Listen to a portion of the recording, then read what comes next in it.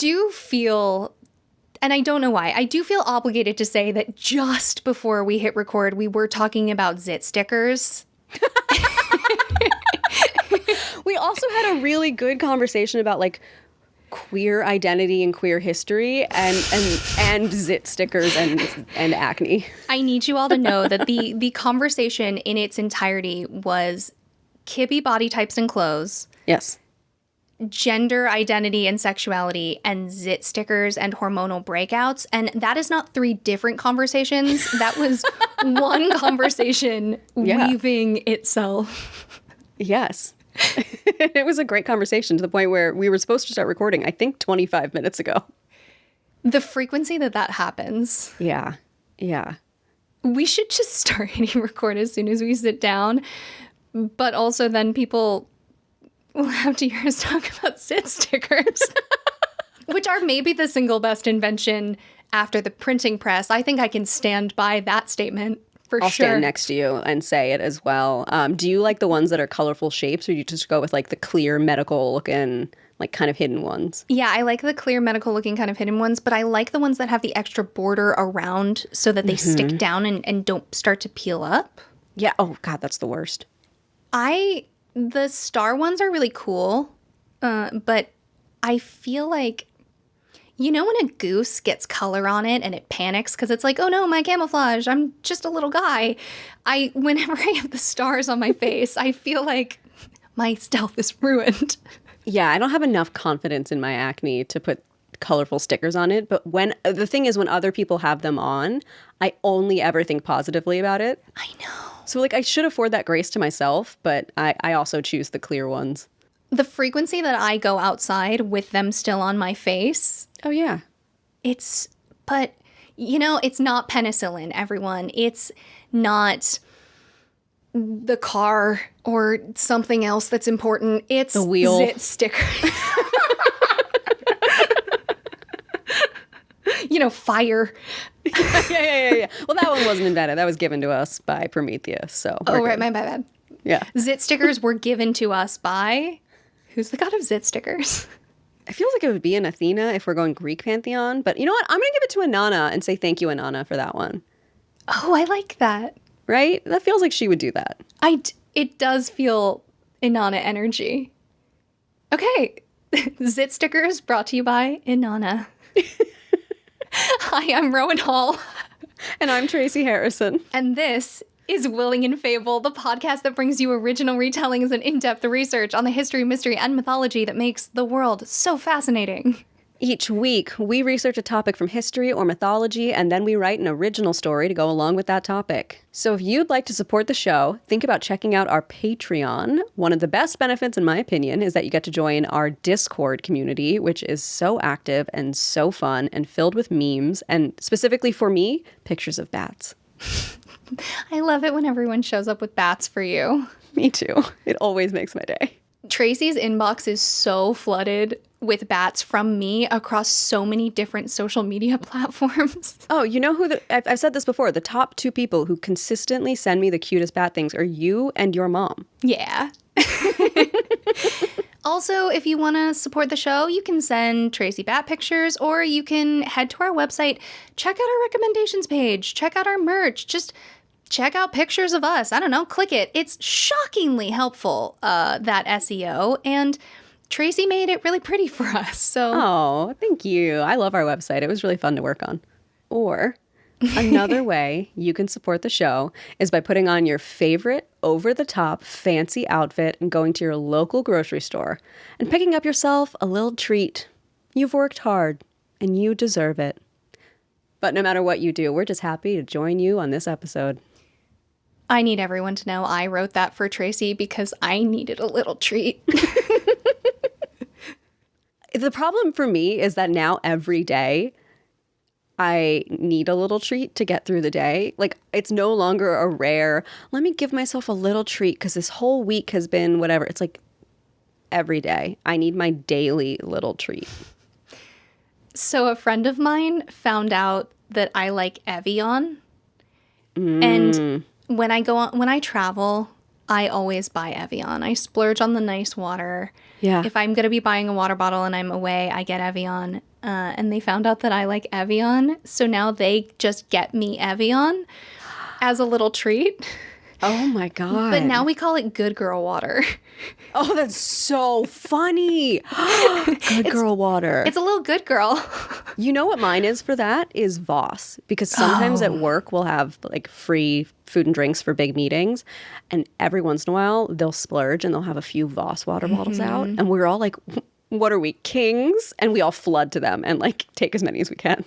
I love Voss. And when you can get them in the glass bottles. Oh, I mean, it's genuinely, I sit there and I'm like, am I a king? What is this? It's good girl water. I'm telling you, call your water, whatever you're drinking, people out there. Good girl water, good boy water. You'll feel really accomplished getting it. You'll maybe want to drink it more. Yes.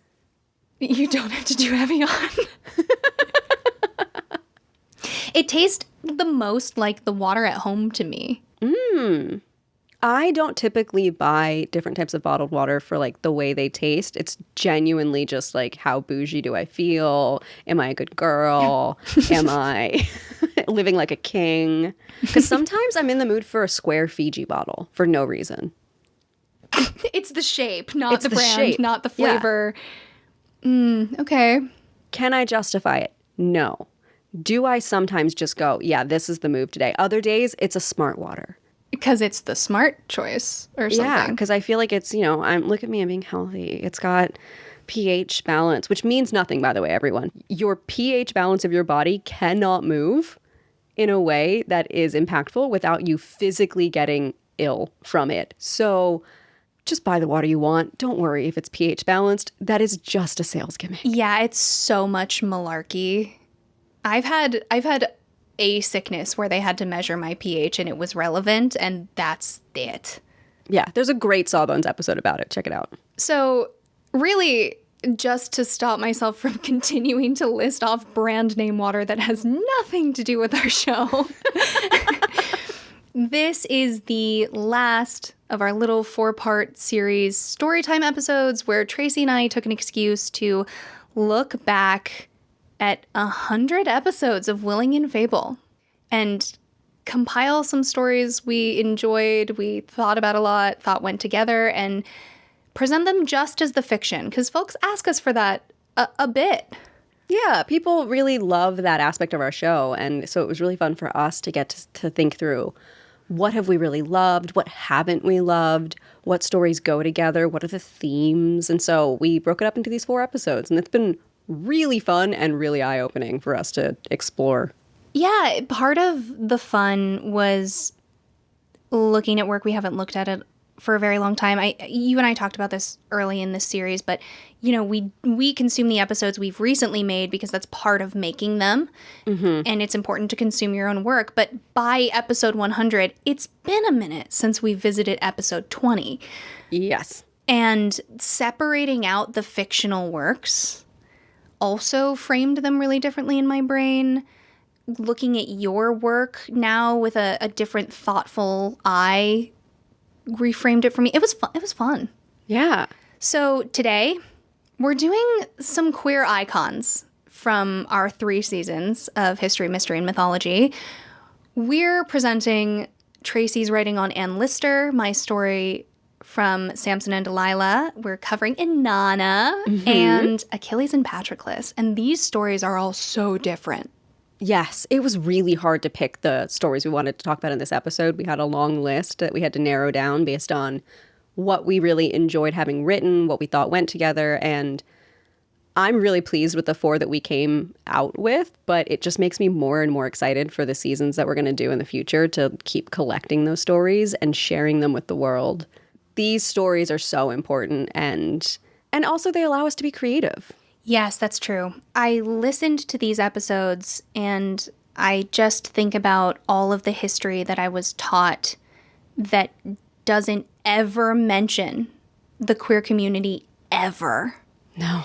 And it's so wild hearing the public discourse now and saying, well, this law in XYZ state actually prohibits you from talking about Martha Washington because she's Washington's wife. Like, are we really going to chase this down? Are we really going to say you can't talk about relationships just so we can be homophobic?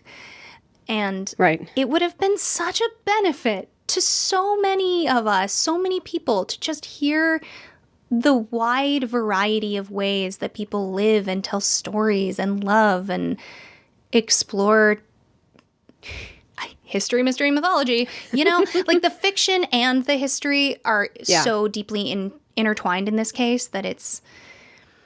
Well, and the implication that anything queer is unsafe for children is so deeply frustrating. There's obviously the law that was just passed in Tennessee where drag queens are not allowed to perform in public. But the KKK can have a rally. Of course. It's, free speech. It's horrifying. It's horrible. And we obviously don't have time to dive into it deeply today. But while we're here and talking about queer people and the benefit they can have, everyone needs to go check out Mama G on TikTok, Instagram. She's a UK-based drag queen who goes to libraries, and her drag name is based on Mother Goose. I love her content. Yes.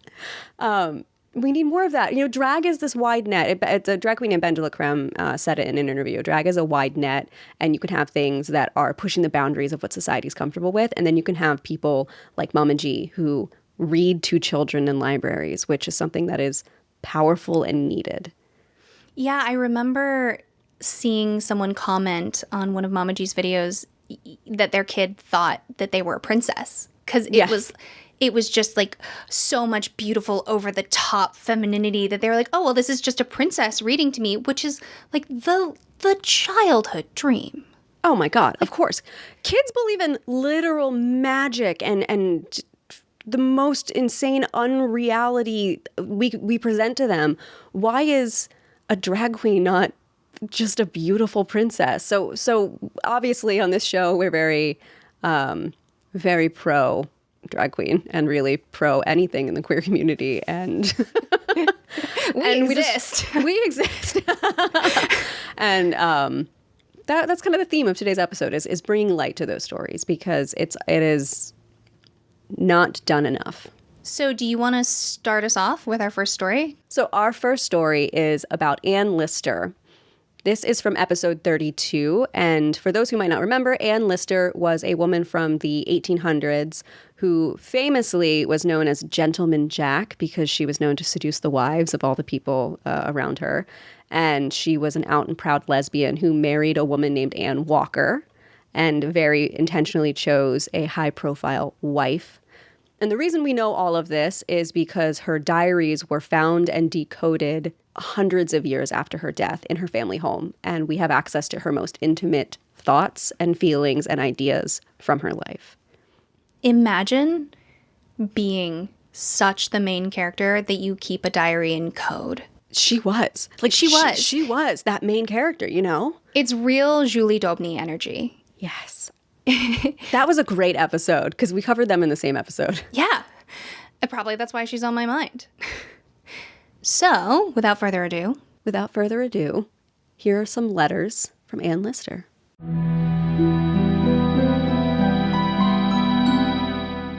August 8th, 1806. It was, I remember, raining quite terribly on the day that I was politely asked to leave the boarding school. It wasn't even a remotely interesting straw that broke the camel's back. All I'd been doing was showing another girl a particularly amusing sketch I'd done earlier in the day. It was a small drawing of our teacher. Not even a bawdy one, just a drawing of her scrunched up, angry little face as she spoke. Well, I put pencil to paper, and that was that. Goodbye boarding school. Goodbye sloping attic room with that tiny, stubborn little window. And goodbye, Eliza. That last one was the only loss that even approached something resembling a sting.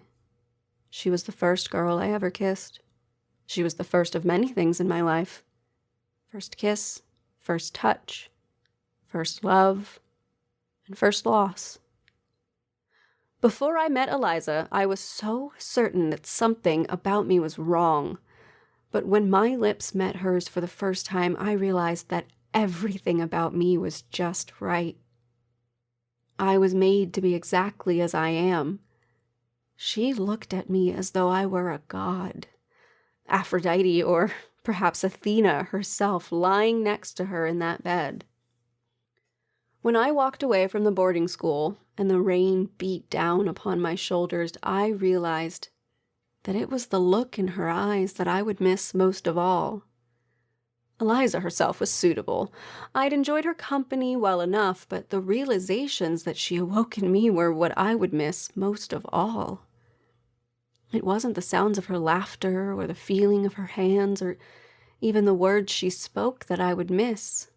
It was the intoxicating, all-encompassing power that she bestowed upon me that I would long for in her absence. I'd spent many years searching for that power again. May 18th, 1819. Paris, as it turns out, was much noisier than I expected. In the whole of the city, there were only a few places which were truly solitary. My favorite of these, aside from the university library, which housed a sizable collection of ancient Greek works, was the lecture hall. Though I spent hours there surrounded on either side by sweaty men with perfectly trimmed sideburns, I was truly alone.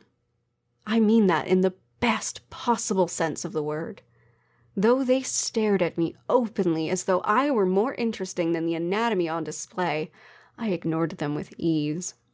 They were fools, all of them, if they could not see the wealth of information before them in the form of the slightly bloated corpse.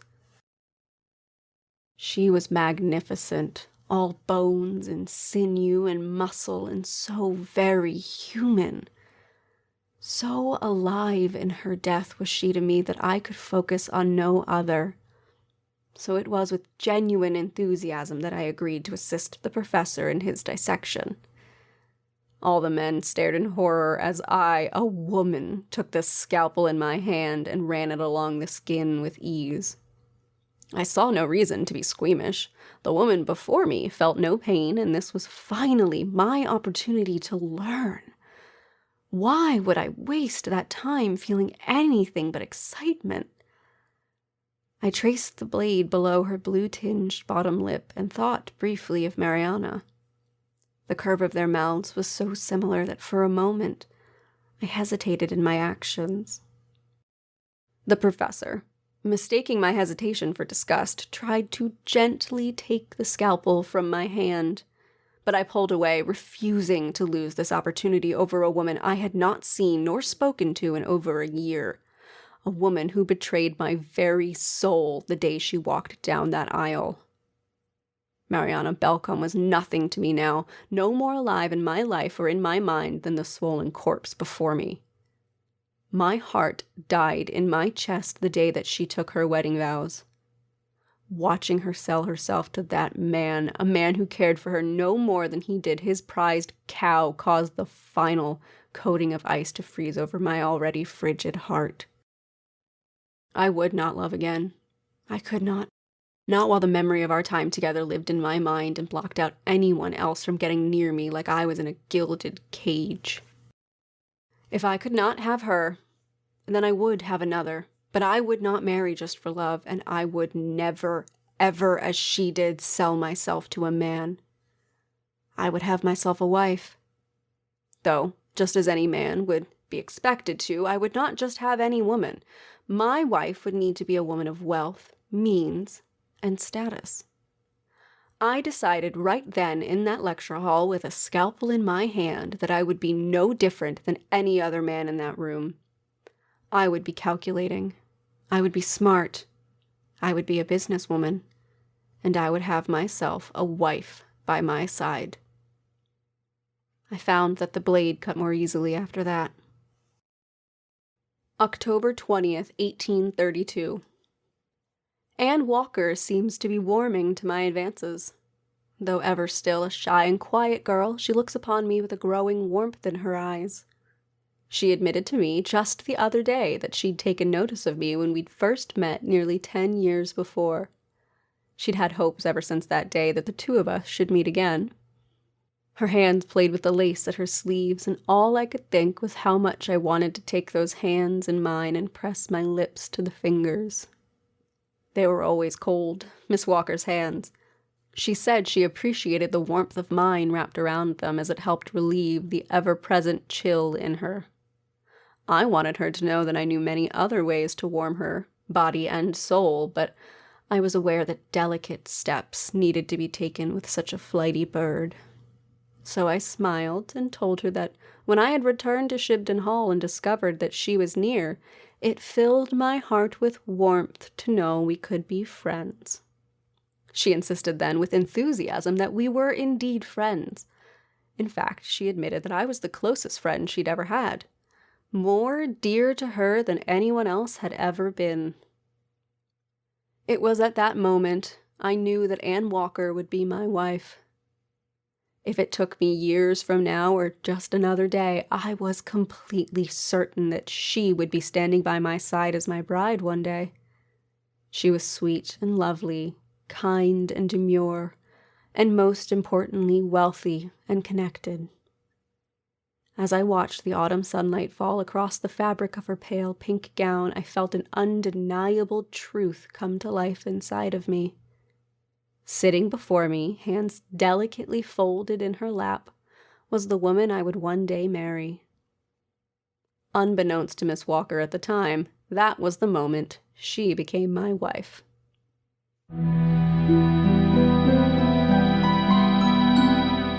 We talked about this in your last episode where you covered women in history. Is a letter from a historical figure a Tracy Hallmark? 100%. It is. You did it. You did what I love, which is put us in that person's shoes or someone in their lives, kind of really enmesh us in that world. Mm-hmm. Do you remember those books that were in our elementary school library that were like, remember, the person's name, and it's a diary? Yes. And I read every single princess one that they had. The only one I remember was because I did a project on it as a kid. It was Remember Patience Whipple, which is like a pilgrim one. Mm-hmm. I don't know how these books would hold up now, y'all. But they were essentially books where you just get to pretend you're the person in the world. Oh, yeah. I think it was Mary Tudor, maybe, that I read. But I definitely read the Cleopatra one. Obviously, I read that one. Oh, of course. I loved those as a kid, and I think it shows. And like I said in the last episode, the reason that I love writing letters or diary entries from historical figures is because it gives me a chance to honor their real lived experiences while still getting to flex those creative writing muscles. Mm-hmm. And it also honors that love I have of historical fiction and those books that I read as a kid. If I walked into that library and it were laid out the same way, I could go immediately to the shelf where they would be. Also the ghost section. Yes, I know exactly where the ghost section is, and I know exactly where the ancient Egypt section is. On the front, if you go through the main door to the left. We're building our mind palace, everyone. When we get our own mansion, we're going to lay it out like our elementary school library. It's going to have its own library, and that will be laid out the same way. That's so charming. So my question for you, if you can remember writing this, you wrote from her perspective at different ages. When you did that, was that something that you had to seek out specific research to support that desire? Or by the time you'd done the research, you felt equipped to kind of travel through her life? The second one, absolutely. I did all the research first and then thought, okay, now that I know who she is, I know her life, what stories do I want to tell? And that's where I struggled. I was thinking there were so many moments in her life that are important or are hallmarks to the person that she became. And that's where the idea of choosing to write those diary entries came from. So it was easy then to take what I had researched and turn it into fictional writing. But what I really wanted to do was take small moments and make them define her instead of write the biggest moments like her wedding to Anne or actively getting kicked out of boarding school or, those huge, profound moments. I think they absolutely power who she is, but I think it's the reflection upon them because she was so introspective that to me was more interesting to explore. So I wanted to capture the heartache and the way her heart seemed to harden over time by her own admission, and she became more callous, but underneath it all was still so deeply feeling. It's always the little things. It's that impact us the most. Not all of them, some of my happiest memories are the tiniest little details. Yeah. And they can make or break you because you're not mentally or physically prepared the same way. I also think about this with the things people have said that hurt me. They're often accidental or small, and they just get in your brain sometimes. Like, I think about someone in our high school told me I had short eyelashes. Oh, yeah. And I really had a crush on that person. And so every morning when I put on mascara, still think about that, even though, like, I don't have feelings about that person or my eyelashes, but it stuck because your brain just does that. It does. And I spent a lot of time and a lot of therapy working through how to either not care what those comments are or what they mean, or accept them as truth. I've had people make comments about certain things that I'm deeply insecure about, and I can't change the facts of my body or whatever it is that they're commenting on. So it's either fight it or learn to love it. We were actually just talking about this before recording. I have a very distinct nose. It comes from my Italian side. And growing up, I desperately wanted one of those cute little button noses. It was all I wanted for so long. And now I wouldn't trade my nose for anything. I love my big ol' crooked giant nose. It's part of who I am, and I wouldn't be me without it. The best part of growing up is loving the things that you were self-conscious about as a kid. Yeah.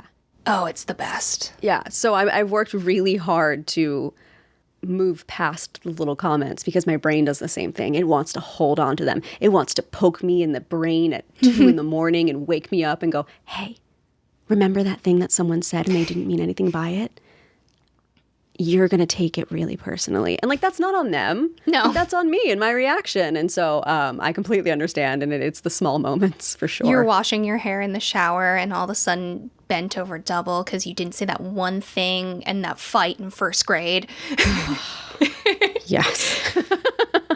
The way that you had Ann Lister talk about the body in these letters reminds me so much of the body that I had in my story for The Unknown Woman of the Sen Part 1, because they both deal with corpses of women in this very deeply human way. I would not have thought to link those stories, you and I kind of exploring that topic in a similar vein, if we hadn't gone back and listened to this. I completely agree. It was one of the first things I thought about when I was re-listening to this story. And I wonder if that was just a coincidence of our connection or if there was, something sticking in there. But the idea of loving a woman so reverently, even in death, is the sort of the connecting thread. There's this attention to detail in these two people observing these bodies that feels almost erotic. It is so intimate, but it's not sexual. Yes. And so often we, in modern times, remove ourselves from the daily goings on of being a body. Like, just even like body hair and sweat and this and that. And it's interesting. I was just talking the other day. I go to this European style spa sometimes where it has the women's and the men's and, there are baths and people can just walk around nude or in a bathing suit. And I was explaining to a friend, I'm shocked to find that just being around people being bodies makes me feel so much better about being a body. And I'm not acknowledging anyone. None of us are really perceiving each other. We're just kind of passing like ships in the night. But it removes the shame. It removes the stigma, because a lot of what we do in our society is say, especially as women, you have to hide your body because it's shameful to have one. Right. And I think perhaps in countries where there are more nude beaches and things like that, it's just naturally baked in. But otherwise, I am only presented with women who look fundamentally one way on the internet. And it's just been such a fascinating revelation. And I feel that in both of those stories. And I'm going to take that as a tie into our next story, the idea of bodies and their impact on Ooh, you. nicely done. Thank you. Rowan, why don't you take it away? So this is from episode 48. I covered the story of Samson and Delilah, which is, I always jokingly say it's the kinkiest story in the Bible. Yes. Which is maybe the broadest oversimplification, but there is a sexuality in this story that is so often diminished and makes the story so much better. I mean, it's really a story about tying someone you love up and having an erotic relationship and what it means to be great and how that affects your personal life. There's so many details, but I had the opportunity to be really creative with this story, and so I loved going back to see it.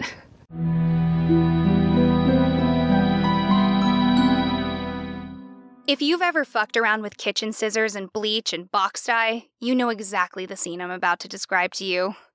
Just a mess. Everything that I thought should be contained was flying around the room in splatters and scraps and color and paper and old towels and flecks of hair. And we kept nervously laughing in a way that made my sides ache, and I was drinking this long, cold tea that made my lips pucker. Are you ready? I looked down at Sam, sitting on the toilet lid.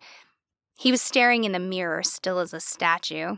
His long, brown hair was hanging like a glossy curtain down his back, and I could tell that the touch of it on his neck was making him itch in this awful, internal way that only those things that violate our entire fucking identity really can. He was wearing this baggy shirt that obscured the hourglass curves with which I was intimately familiar, and after a year's worth of growing, his eyebrows had finally connected in this thick, masculine swoop that framed his frustration. I could tell he was definitely not ready. So I took the scissors to my own hair. They were those shitty, orange-handled desktop monstrosities that had absolutely no right to come near a single follicle. But it's what we had in the apartment, and they just looked brutal. You know, not the instruments of training or skill, just the tools of an exorcism, I guess. My bangs needed a trim anyway, so I leaned over the sink and started tackling the choppy sort of hack job hair I'd been rocking for almost a year. It was one of the parts about me that Sam's parents least liked to see, and I started us nervously laughing again while I did an impression of Sam's dull father. Braid my hair. Sam's voice was as low as I'd ever heard it, the quiet intimacy that echoed in the small room. Truth be told, I'd not really touched his hair much. It was normally in this messy man bun that felt like a bright yellow yield sign as far as physical touch went, so I kept my hands occupied elsewhere most days. But we both looked at each other with this excited, manic expression that only comes when it's 2 a.m. and you have to cut off your own hair or else the world is going to swallow you up. We were whispering now. I was combing out those long lengths into the most neat, perfect braid I could possibly manage, and Sam was tying himself up in knots. Like, literally tying himself. He'd done this trick with his sweatshirt sleeves that made his arms disappear into kind of a homemade harness jacket of fleece and panic. Are you okay? Sam kind of grinned. Not yet. I was holding his braid in my hands, and the scissors were wide open to saw through those 20 years of middle part, straight down the back, suburban girl lengths of hair. He just gave me the slightest nod. It was barely a movement. And then I fucking hacked that shit off. I held that braid up for Sam like a sacrifice to whatever god was available for a late-night offering. We collapsed on the floor in this pile of whispering and giggling, snotty, teary kissing. And I don't know what it was. We were grown-ass adults, but something about it felt like sneaking out at a sleepover or secretly piercing your ears at summer camp. Wait. Let me clean up the back. I pushed him off me and back to where I could finish cutting. Now, I'm not saying I'm a savant, but what I did with those scissors and clippers was frankly groundbreaking.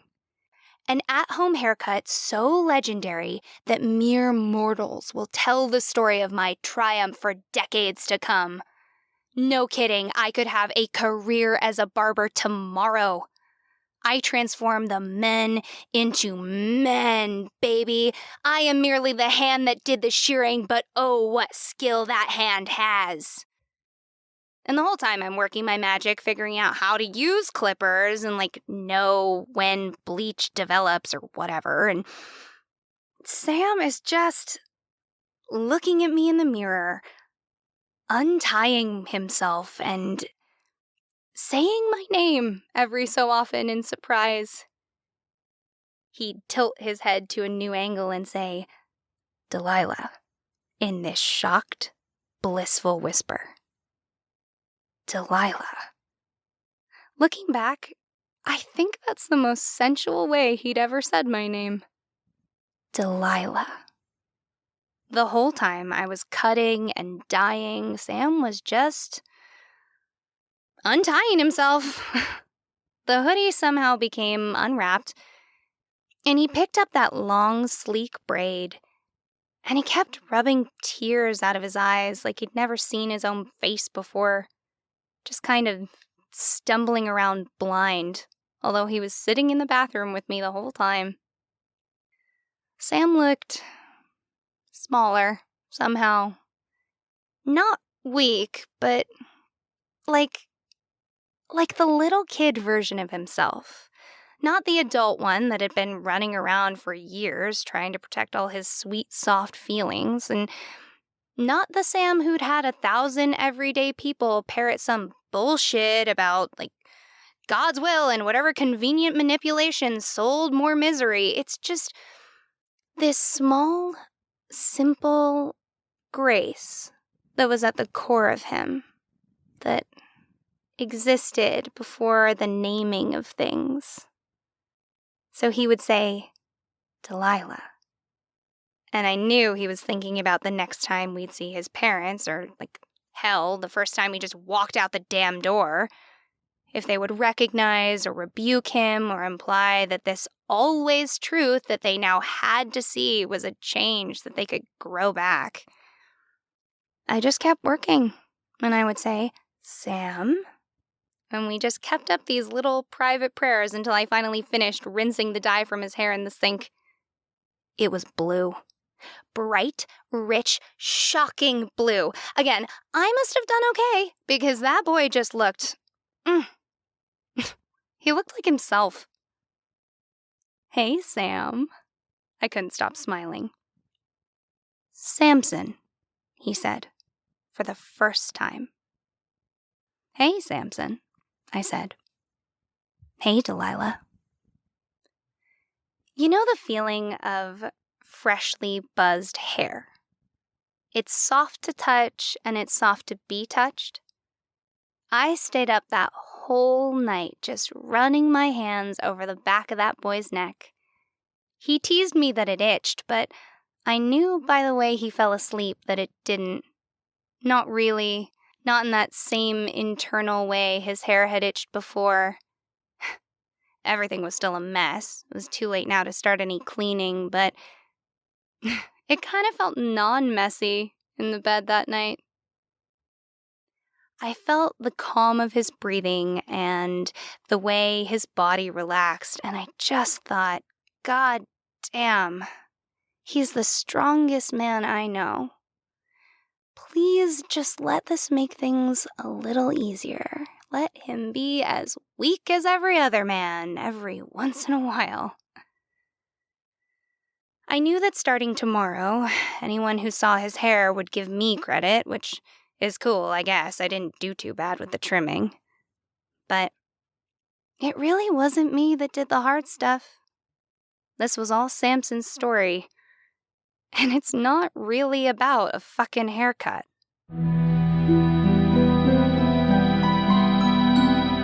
When I was re-listening to this story in preparation for this episode, I was taking Malcolm on a walk, and I Aw. actually had to stop in my walk for a second because I was just so blown away by the emotions I felt re-listening to this story. This is so intensely real, and that's my favorite part about it. Yeah, this story as a way of exploring gender was something that I was not prepared to really love as much as I did. The idea that this woman cutting this man's hair and taking away his, quote, power, but it actually being a symbol of transformation that is so needed, just feels so much more true to me, to my experience as a human. And having people explore gender in the Bible is great. When we are in America, I mean, again, Tracy and I went to a school that was across the street from a Catholic megachurch. There is a lot of evidence to suggest that in the Hebrew Bible, there was discussion of many genders. Absolutely. And so this story feels in line with that to me.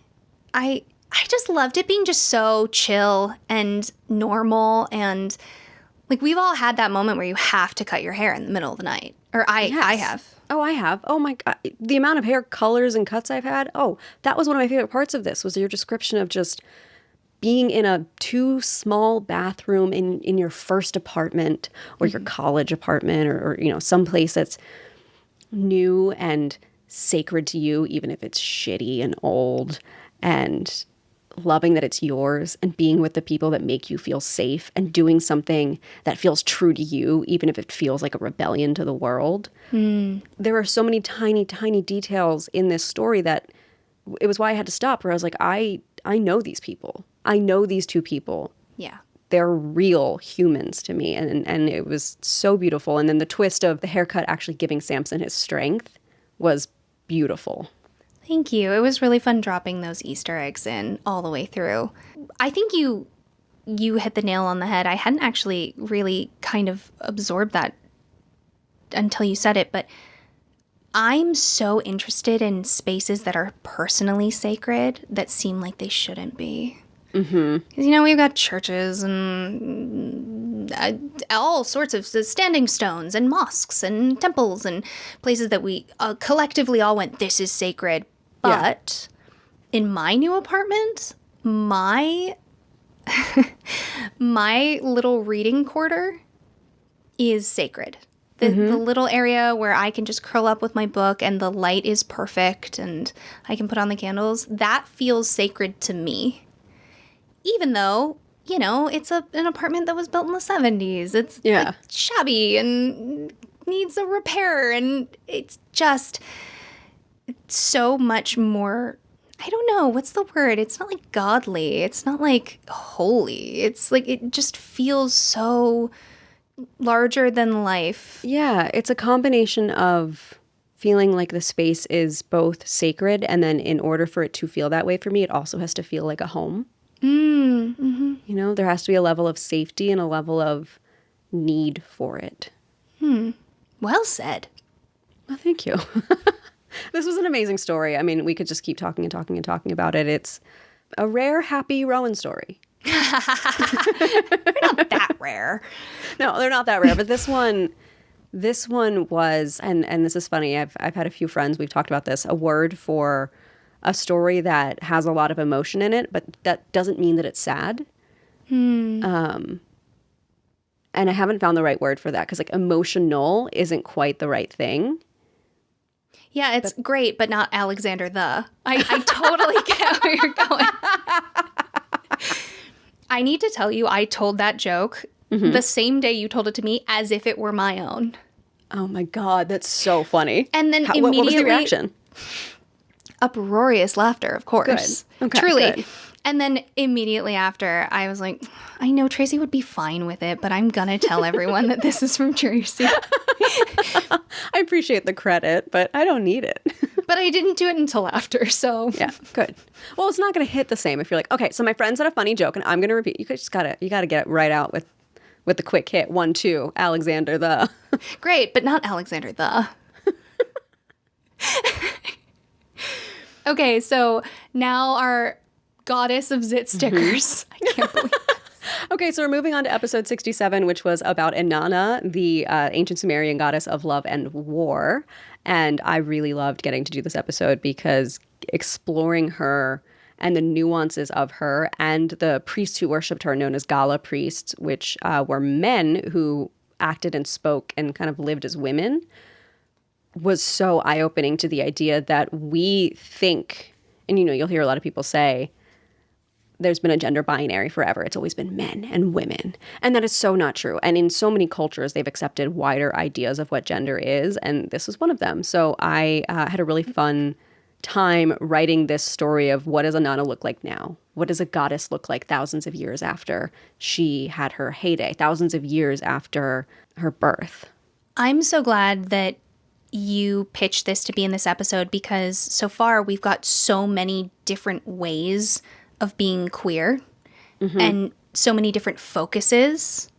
Like Ann Lister is very much about how this person operates in a constrained society, how they feel empowered. Samson and Delilah is this personal love and transformation. Inanna is this identity exploration. It's such a queerness is such a broad umbrella that to have a variety of stories instead of just love stories, I think was really important to me, and I think you captured it here. Yeah. All right, let's jump into the story.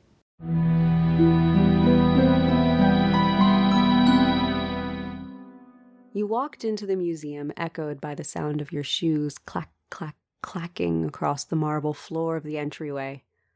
The lobby was a large and grand room, opulent in the way that only museums and opera houses seem to be anymore. There were wide stone columns around the edges of the circular room that reached with outstretched hands towards the sunroof. With bright sunlight streaming into the chamber through the wide floor-to-ceiling windows, the whole space felt light and airy, yet still imposing. You always appreciated that about this space. You walked towards the service desk tucked away at the left side of the room. You didn't need anything, but there was a young man working there you hadn't seen before. He sat next to a woman you'd seen here many times before. Her sleek black hair was always tied back into a tight, neat bun at the back of her head, and her eyes were lined with thick, dark liner. The young man, however, was all fresh-faced and freckled, and he sat up straighter as you approached. They always did. There was something in your air even now that made everyone slightly uneasy around you. Sometimes it was the good kind of uneasy, like the flutterings in your stomach after a first date. Other times it was the sort of uneasiness that sat heavy in your gut and didn't leave you for hours. Based on the red flush already creeping up the man's face, you knew it was the first kind of uneasiness settling into his body. The woman, more used to your presence by now, simply grinned in amusement as you approached. You flashed them both your warmest smile and reached wordlessly for a map of the museum. You shamelessly looked the young man up and down, assessing his trim figure and neatly pressed jacket before giving him a wink. You heard him sputter in surprised delight as you turned on your heel and walked further into the museum. You didn't need the map. You hadn't needed one in a very long time, so you tossed it carelessly into the recycling bin at the end of the hall.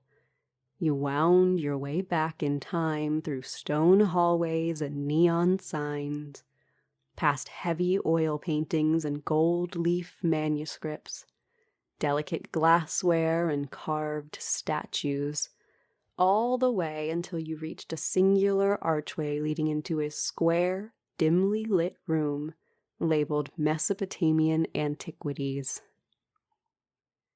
You walked into the room slowly, reverently, as though the bits and baubles on display were the gods themselves sitting in the room. but you knew them for what they really were. Memories. Each item had been carefully excavated, cataloged, and displayed here in the museum. Delicate bulbs allowed you enough light to see by, but not so much as to damage the pieces. To most museum goers, these items represented the past, but to you they were so much more. You lived among these items once. Each precious piece that existed here had once been no more than an everyday object to you. The squat, painted ceremonial jar was not some sacred item as described on the label, but merely the jug in which citizens had kept their water. Beautiful, yes, but sacred? Hardly. The heavily beaded necklace that had once been laid out an offering to you sat in a glass cage. The true story behind that necklace was one the museum curators did not know, but would love to hear.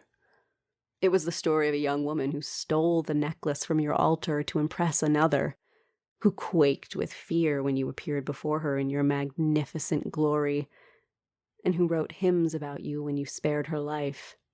That was the real story behind the necklace. You could tell the whole world the real story, but you found it much more fun to keep silent.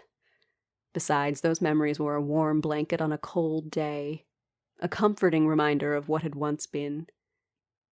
You didn't mind that things were different now. In fact, you welcomed it. Your children and your children's children ruled the skies, the seas, the earth, and all that existed beyond, and you were grateful for it. A star can only shine so brightly before it burns out, and you were proud of your gentle fading, of your soft descent from the heavens into a more comfortable life. Let the children hunt for their glory. You'd ruled for thousands of years, and still thousands of years after that they were saying your name. Let the others try to achieve half of what you accomplished in your time. A smile crossed your lips as you passed in front of a statue titled Inanna in Stone. You were depicted there with large breasts on display and hips nearly as wide as your shoulders that curved into finely shaped legs. But it was the statue next to this one that was neither man nor woman, yet somehow both at the same time. This was the statue that always caught your attention the most. It was titled Inanna in Marble, and it was your favorite piece in the museum. Your hand traced across the glass in a gentle lover's caress. It wasn't lost on you, even after all these years, how strange it was to see these items reverently on display. To know that what had once been mundane was now so carefully protected. To see the life you once led decorate the rooms of a museum. That was the gift of eternity. To see today become history and to watch the cycle trip over itself time and time again. As you left the museum, you gave the freckled young man and the dark-haired woman at the desk your phone number. You knew that without a doubt there would be messages waiting for you before you even made it home.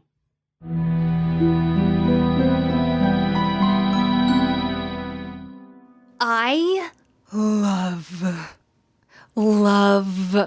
that you put this in second person. Thank you. I wish I could tell you what inspired me to do it, but I don't remember. I love it. Because if I were in that museum and that woman came and talked to me, I would like to feel that I would know I was in the presence of a goddess. Mm-hmm. It just hits so right. And you and I explore second person sometimes, and we talk about it a lot off the show, that sometimes second person, it feels jarring, and sometimes that's great. Sometimes you want it to feel jarring.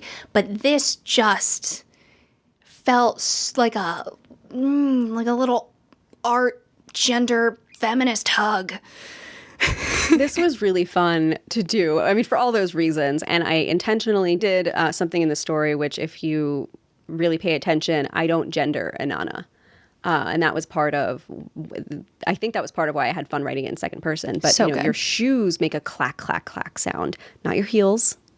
You know, it could be dress shoes for men. It could be heels for women. It could be a woman wearing men's dress shoes. You know, I wanted every listener to have the opportunity to know what it felt like to be this godly creature of love and war reflecting on their lives. And I think you doing that is part of what made it feel like it's such an embrace. Like getting to be in that persona and feel that power. And then also that story is filled with so much love and tenderness.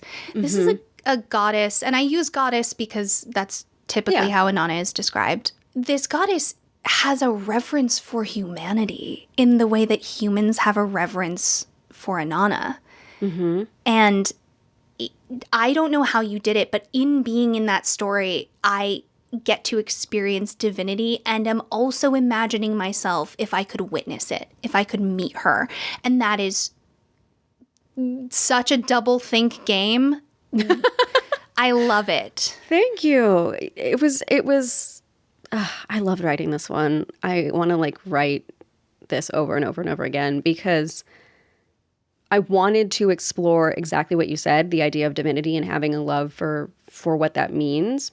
But also I really wanted to explore the idea of aging gracefully and aging and accepting what it means to age and not look back and think about how desperate you are for more time, but how grateful you are for what you've had and how beautiful it was to have it. You and I and a lot of our femme friends put a lot of work into appreciating aging because it takes an active effort in this society where people are trying to sell you things. So as a listener to this story, I really appreciate that because aging is a delight. It's a gift. It is something we should be grateful for, and it breaks my heart constantly. I think about it all the time that our society is so afraid of it and so afraid of what it means to be older. And especially, again, as a woman, I think about losing my value as I age. And I hate that because I'm only getting smarter and I'm only getting better and I'm only learning to be a better version of myself. And why should crow's feet make that irrelevant? Exactly. It's ridiculous. And so I try to embody the love and respect for the idea that aging. And actually one of our listeners in our Discord, people say like happy level up day. And they're like, I'm X level years old. You know, I'm whatever level years old. And I love that idea because to me, you're just gaining levels. You're getting better. That's not a number to be scared of. You want more levels. And I think about the women in my life, and so many of the women I'm closest to and who I admire the most are older than me. And I think my grandma, who is one of the most important people that has been in my life, if she didn't get to age, I wouldn't have had time with her.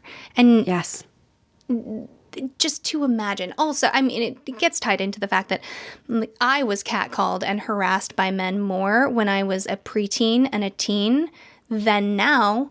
And I am older and more equipped to handle it and don't look like prey. Yes. And that is foul.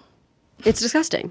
We don't have time to dive into that, but I'm sure we'll do an episode on to touch on that topic, the idea that men date young women because they seem like prey, because they're not going to fight back, because they don't know any better. Oh, yeah. Now I know what I want, and I know how to ask for it, which makes me less easy to manipulate. Yes. I will add, as a last detail, we talked about this in the episode, but you did that amazingly cool thing of like, these are just normal items, and now they're in a museum because they don't know better. And you saw an exhibit, right? Yes. I wish I could tell you where it was. I think it was in Sweden. It might have been at one of the museums I went to in Sweden, where it was a bunch of different toothbrushes, like different styles and varieties of toothbrushes, hung up the way that you hang up items in a museum. And then there was another section that was hairbrushes. And it was all different types and styles of hairbrushes and combs. And for me, it was so jarring to see something that sits on my bathroom counter out of context. And it made me realize how that would feel in 1,000 years to go look at and be like, this is you're not understanding the picture of what this is. Like that toothbrush hanging in a display case doesn't feel like the toothbrush I know, because the toothbrush that I know is in a toothbrush holder on my bathroom counter under the lighting in my bathroom, and I see it every single morning surrounded by hair ties and Q-tips, and you know, it's so different. And so that combined with the idea that in archaeology, very often when people aren't entirely sure how to classify something, they'll classify it as a religious object, or more specifically, a ritual object, because rituals can mean so many things. Brushing your teeth is a ritual. Oh, that makes sense. You could say a toothbrush is a ritual object. And so it gives you a little bit of wiggle room when you're trying to understand what it means. And those two concepts were what made me really want to write the story the way I did, and have someone go back and say, yes, you're seeing what I saw, but you don't understand what you're seeing. That also circles us back to this idea of what is personally sacred. I have this antique hand mirror that I really love. And if that were in a museum, I love it, but is it sacred? Probably not. But at the same time, if I am so far in the past that the person who is viewing that is able to romanticize me as this woman who, maybe not unlike them, held this hand mirror and gazed at her reflection and now all of the sudden, both I and that hand mirror are closer to the divine. It's that, like, the feeling of being in the shoes of a Nana. You are elevated by the people that are witnessing you. That's a really good point. You did so well with that story. Thank you. So now we're jumping closer to the present. Episode 71, I covered Achilles and Patroclus. Yes, this was such a good one. The way that I love these two boys, who were just roommates. No. They're just roommates. I loved that episode because, the Greeks were super gay. You can get into, if they had a term for it, all of the details. Honestly, listen to the episode. But the men were having sex with the men. So we don't have to do the roommates thing. But I'm also so interested in this story, viewing these two men as just two people who care about each other so deeply. And do you have to think about the sexual element to value how close they are? I love that they're a couple, so I am perfectly content. But I do think it allows us to examine how men are able to be close with one another today. Right. Men aren't given the same grace in that emotional intimacy. And that's part of what I love in this story, is getting to explore that. All right.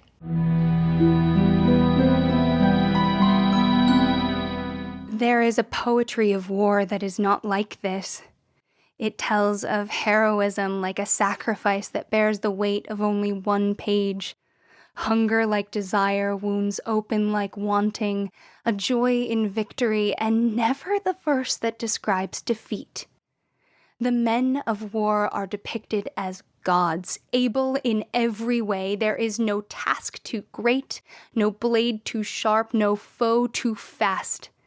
Our enemy can never be so brave or so strong as our own legends can metamorphose our men. I thought I might be taller by now. There might be an inner strength that comes from killing for my homeland. That first wash of blood and bile anointing me with the favor of Athena. The Trojans would look upon me and quiver, for my gaze would contain the very fire of the gods. I would spear men like fish, perhaps 2 or 3 in a moment, and somehow the throngs of armored enemies would split before me, swallowed in the fervor and power of our army. I am no fool, mind you. I am young and so unversed in the experience of war. I know my stature and my strength as surely as I know the sound of the waves on our ships. For all my youth and trembling, I can see that my only advantage is that my bones do not tire as easily as the men who are older and cleverer than I. My life before the war was short. So little had come of me. There is no learning and growing. There is only babe at the breast, safe at home, and me, man of war, transported in a blink and terrified.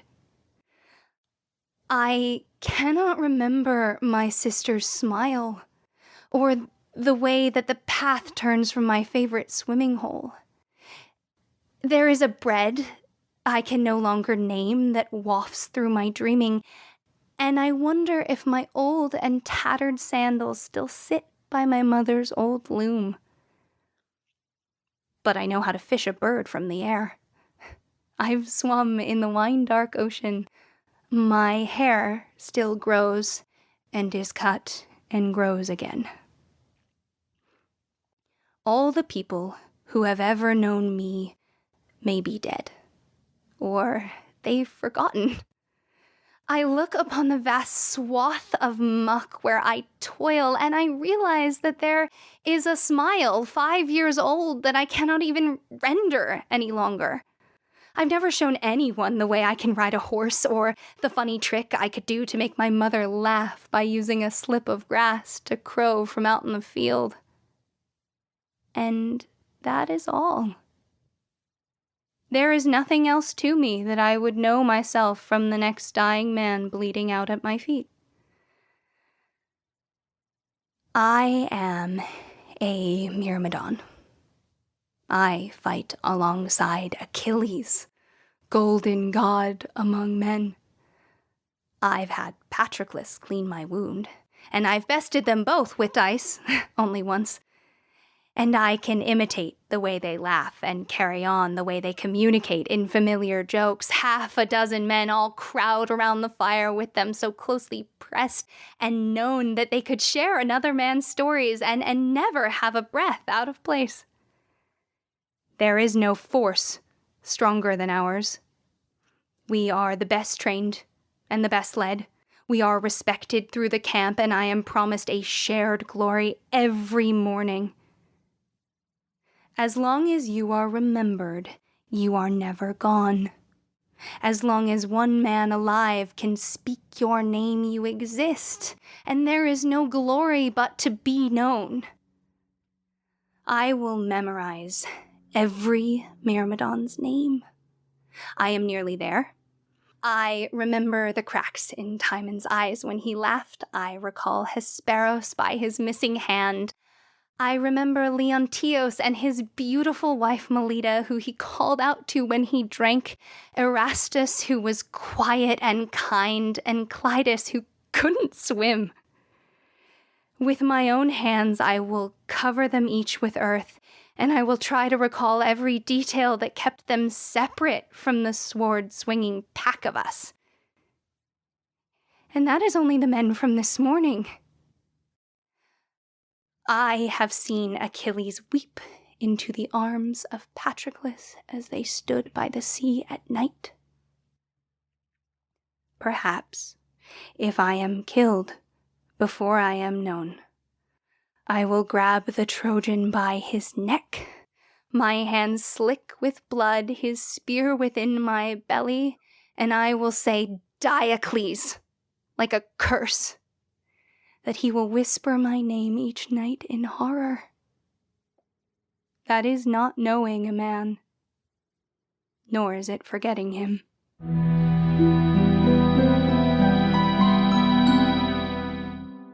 This story is so beautifully poetic. And obviously it's not a poem, but it gave me the same feeling as those epic poems in the way that it was written. And the line, our enemy can never be as brave and strong as our legends metamorphose our men.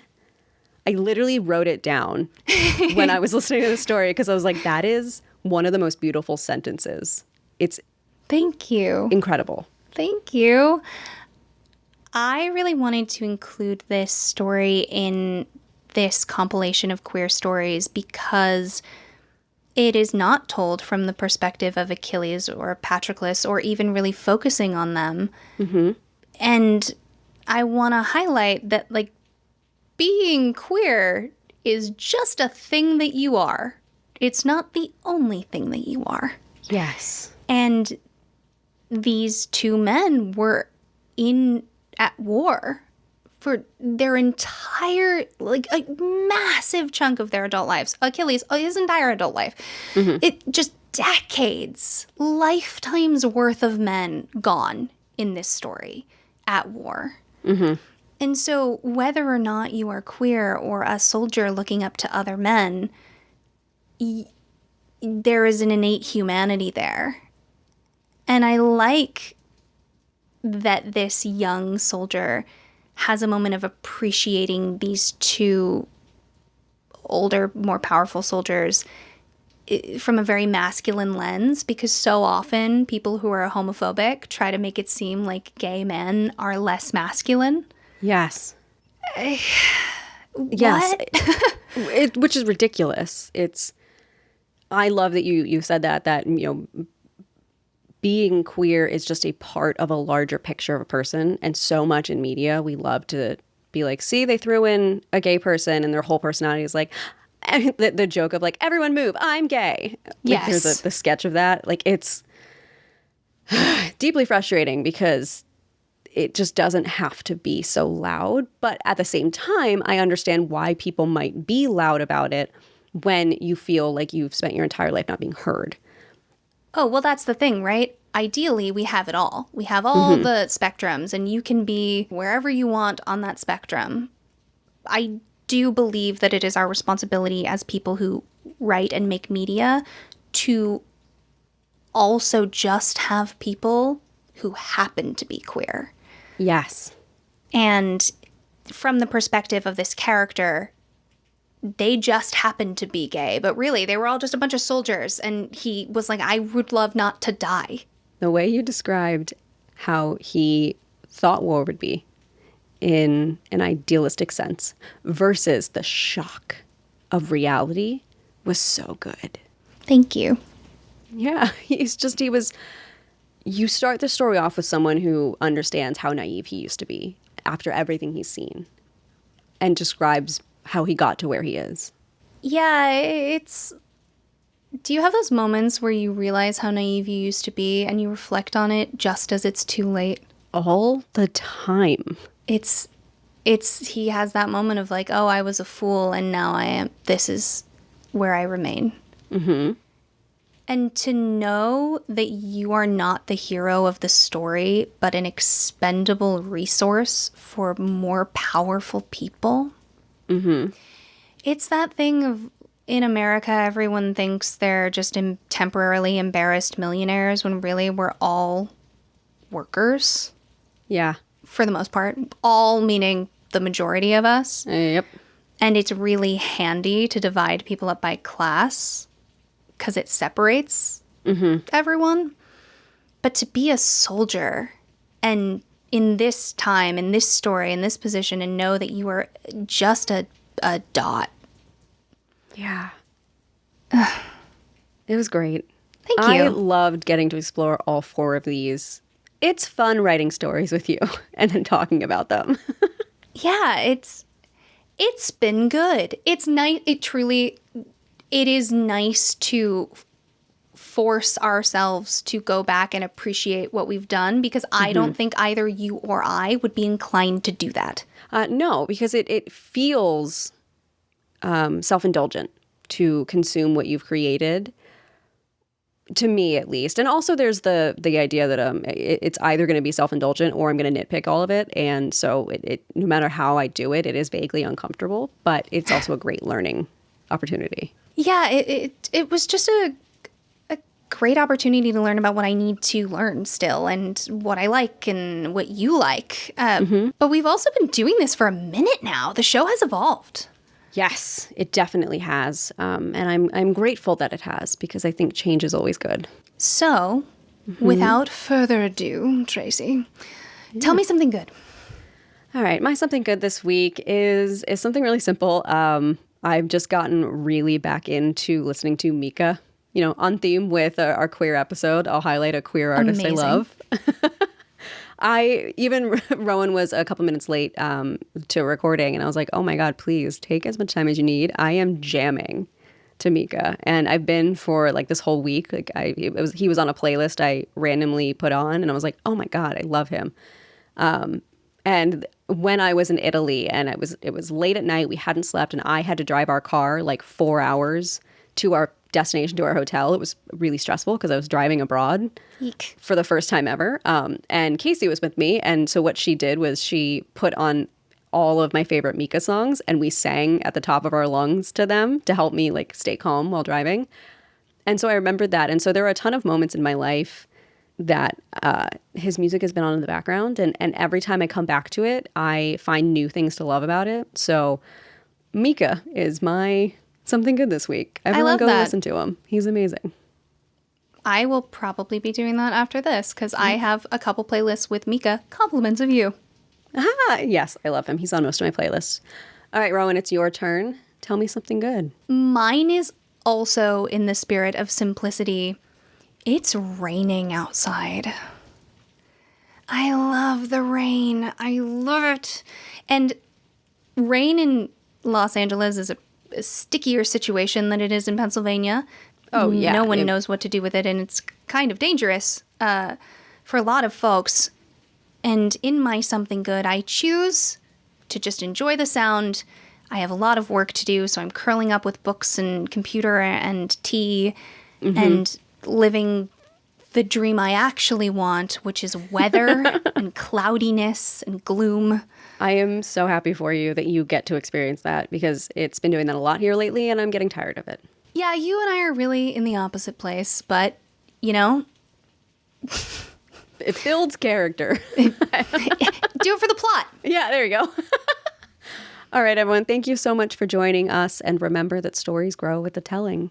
So if you like what we do, tell a friend. Or tell a foe. And we'll see you soon, okay?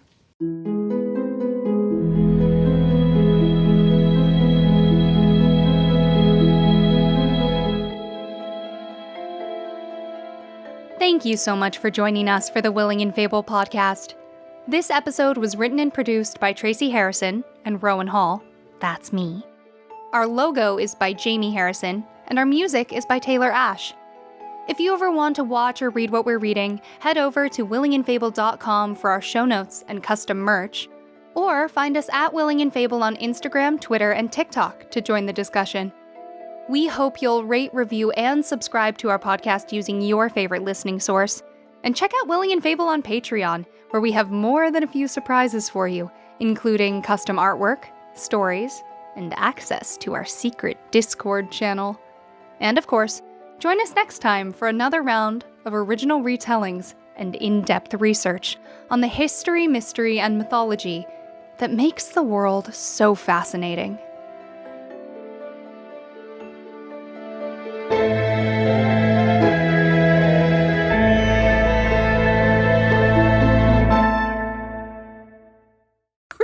Except you made the silliest face. That was not subtle. You were like, I was doing that thing where you like eat your own suspicious, but you were like making where you like suck your own lips into your mouth. You're just like,